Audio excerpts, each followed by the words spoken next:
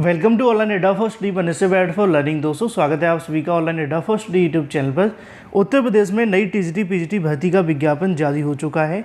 विज्ञापन जारी होते ही छात्रों के मन में एक सबसे बड़ा सवाल था कि पदों की संख्या यहाँ पे कितनी होगी, लेकिन जैसे ही छात्रों ने पदों को देखा तो यहाँ पे थोड़ी निराशा हाथ लगी, क्योंकि पद यहाँ पे सिर्फ 4163 थे। हालांकि विज्ञापन आने से पहले चयन बोर्ड ने बताया भी था कि उनके पास में 5000 पदों का जो अधियाचन है वो मिल चुका है, लेकिन जो भर्ती आई वो सिर्फ 4200 पदों पर निकली।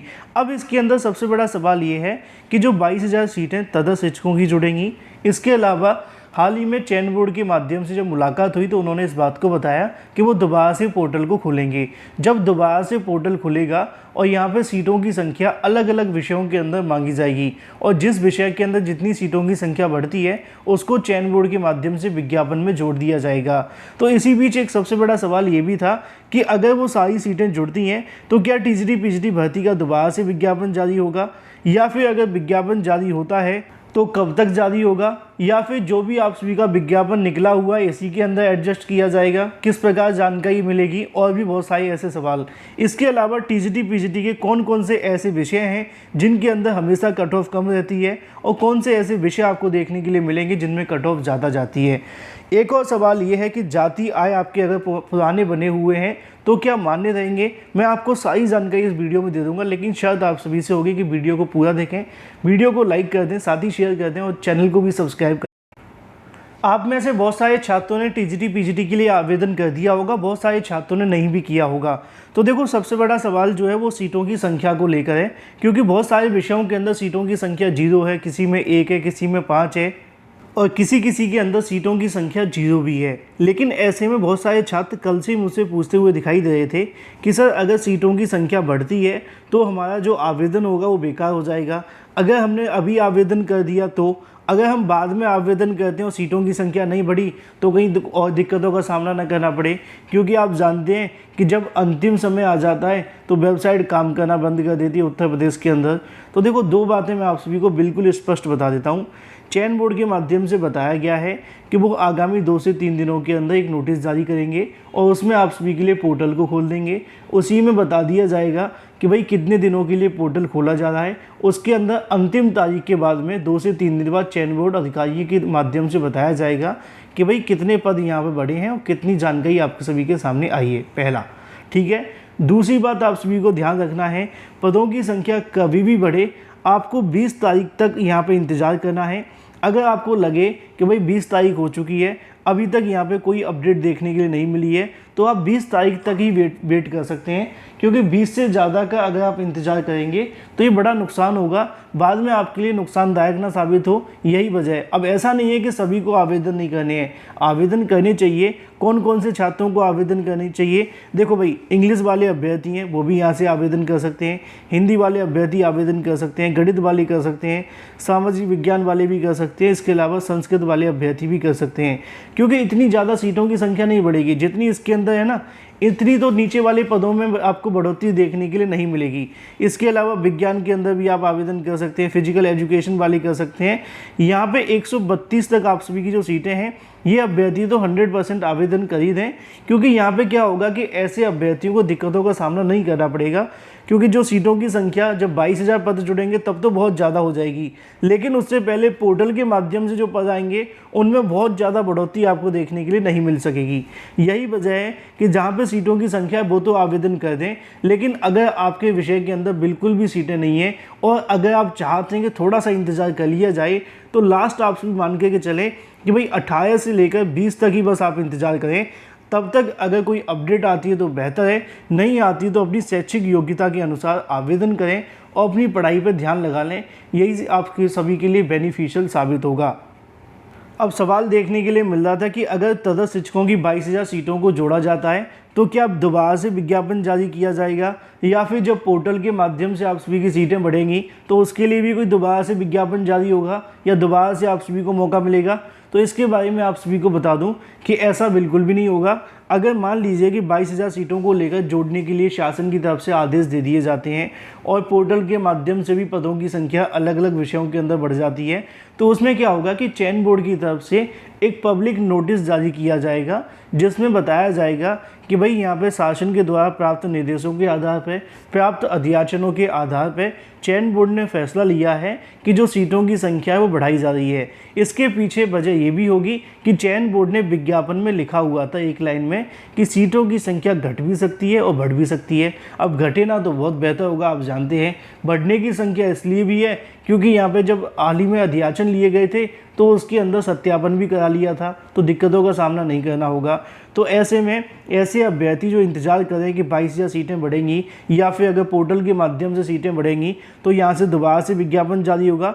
विज्ञापन दोबारा जारी नहीं होगा, उसके लिए एक नोटिस जारी कर दिया जाएगा कि भाई जो संबंधित विज्ञापन है उसके अंदर इतनी सीटें बढ़ाई जाती हैं, बस इसके अलावा कुछ भी नहीं होगा और सीटों का ब्यौरा जारी कर दिया जाएगा। मुझे उम्मीद है कि आपके सवालों के जवाब मिल गए होंगे। एक जानकारी मैं आपको और दे दूं कि अगर अभी तक आपने हमारी टेलीग्राम चैनल को ज्वाइन नहीं किया है अवश्य कर लें, क्योंकि वहाँ पे बहुत सारी जानकारी आप सभी के लिए शेयर की जाती हैं। इसके अलावा हमारी परीक्षा सिटी यूट्यूब चैनल से जुड़ें, वहाँ पे आपको टीजीटी पीजीटी और तमाम भर्तियों संबंधित छोटी बड़ी जानकारी सभी मिलती रहती हैं। लिंक वीडियो की डिस्क्रिप्शन में है। हम यहाँ पे बात करने वाले थे टीजीटी पीजीटी के अंदर कट ऑफ के बारे में। कट ऑफ को लेकर आमतौर पर छात्रों के मन में सवाल होता है कि भाई किस विषय की कट ऑफ कम जाएगी, किस विषय की कट ऑफ ज़्यादा जाएगी। आप जानते हैं कि अभी जो मैं आपको बताऊंगा वो वर्तमान सीटों के आधार पर जानकारी होगी। देखो कट ऑफ जो निर्धारित होती है वो 3-4 चीज़ों पर डिपेंड करती है। पहला भाई सीटों की संख्या कितनी है, दूसरा कितने छात्रों ने आवेदन किया, तीसरा सब्जेक्ट क्या है, क्योंकि सबसे बड़ा रोल ये भी होता है, मान लीजिए कि अगर आप हिंदी की कट ऑफ निकाल रहे हैं और मैथ्स की कट ऑफ निकाल रहे हैं या फिर केमिस्ट्री और फिजिक्स की कट ऑफ निकाल रहे हैं, तो इसमें क्या होगा, सबसे कम जो कट ऑफ आप सभी को देखने के लिए मिलेगी वो पीसीएम के अंदर होगी, फिजिक्स केमिस्ट्री मैथ के अंदर या फिर साइंस के अंदर। लेकिन जब आप जाएंगे दूसरे लैंग्वेज वाले पार्ट में, वहाँ पर आपको ऐसा देखने के लिए नहीं भी मिल पाता है। तो सबसे कम जो कट ऑफ देखने के लिए मिलती है उसके लिए आपको याद रखना है कुछ इन विषयों के बारे में। अगर बात की जाए सबसे कम कट ऑफ के बारे में, तो जैसा कि मैंने कहा विज्ञान को लेकर, ठीक है। अगर आप सबसे पहले कट ऑफ को जानना चाहते हैं भाई सबसे कम किसकी जाएगी, तो वो जाएगी गणित की, ठीक है, मैथ्स की। इसके अलावा यहाँ पे आप सभी के सामने साइंस देखने के लिए मिल जाएगा। इसके अलावा जीव विज्ञान वाले छात्रों की भी कट ऑफ कम देखने के लिए मिलती है ना। फिजिक्स केमिस्ट्री जो आपको देखने के लिए मिलते हैं वो आपके आते हैं पीजीटी के अंदर। टीजीटी के अंदर तो आप जानते हैं कि साइंस की भर्ती आपकी करवाई जाती है। इसके अलावा कुछ और अगर बात की जाए कट ऑफ के बारे में, सबसे ज़्यादा जो कट ऑफ जाती है वो आपको देखने के लिए मिलती है एसएसटी की या फिर संस्कृत की, ठीक है। एसएससी और संस्कृत वाले छात्रों की जो कट ऑफ है वो बहुत ज़्यादा जाती है, जिसको हम कहते हैं सामाजिक विज्ञान। इसके अलावा सबसे ज़्यादा कट ऑफ आपको हिंदी में भी देखने के लिए मिलती है। हिंदी के साथ साथ अगर बात की जाए तो आपको कट ऑफ यहाँ पे वाणिज्य के अंदर भी देखने के लिए मिलेगी, कला में भी इतनी आपको मिल जाएगी, गैर विज्ञान के अंदर भी आपको जो कट ऑफ है वो ज़्यादा जाती हुई दिखाई देगी।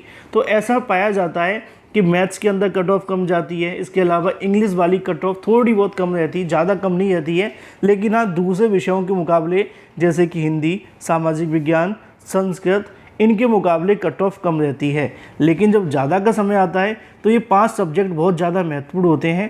पहला अगर बात की जाए तो हिंदी, दूसरा आप सभी के सामने सामाजिक विज्ञान, इसके अलावा संस्कृत, इसके अलावा अगर बात की जाए आप सभी के सामने गैर विज्ञान के बारे में, कला के बारे में, और भी कई ऐसे सब्जेक्ट हैं जिनकी कट ऑफ ज़्यादा जाती है। और इस बार सीटों की संख्या तो पहले से ही कम है, आप जानते हैं, क्योंकि जितनी ज़्यादा सीटों की संख्या कम होगी उतनी ज़्यादा आपको कट ऑफ देखने के लिए मिलेगी। ऐसा ही हमें यहाँ पे देखने के लिए मिलता है पीजीटी के अंदर, क्योंकि आप जानते हैं कि पीजीटी के अंदर यहाँ पे विषय अलग हो जाते हैं।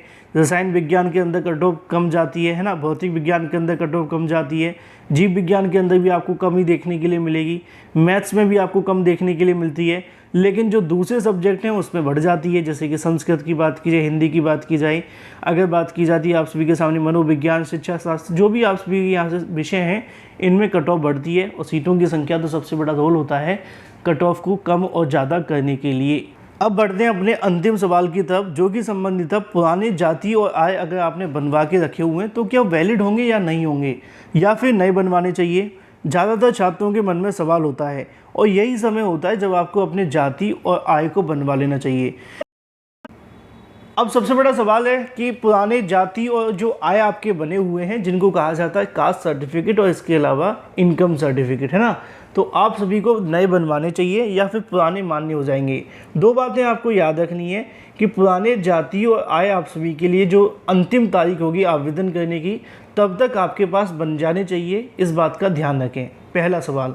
दूसरा सवाल ये है कि भाई हमारे पास तो पुराने पड़े हुए हैं, वही चल जाएंगे। देखो चलने के लिए क्या होता है कि सबसे बड़ा सवाल है कि अगर आपके ऑनलाइन शो हो रहे हैं तो आपको दिक्कतों का सामना नहीं करना पड़ता है, क्योंकि किसी वैकेंसी के लिए 6 महीने पुराना आप सभी का होना चाहिए।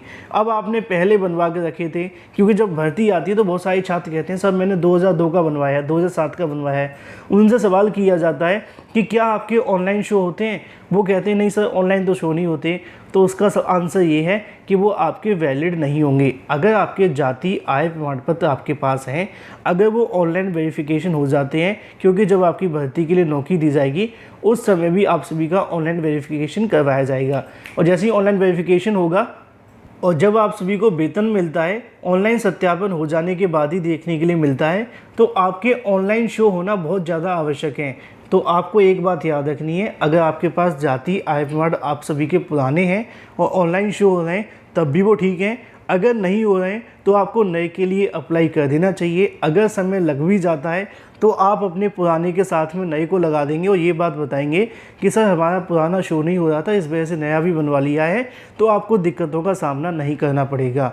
तो पुराने जाति आय प्रमाण पत्र मान्य नहीं होंगे अगर वो ऑनलाइन शो नहीं होते हैं तो, लेकिन अगर वो ऑनलाइन शो हो जाते हैं तो आप सभी इसके लिए कुछ भी करने की आवश्यकता नहीं है।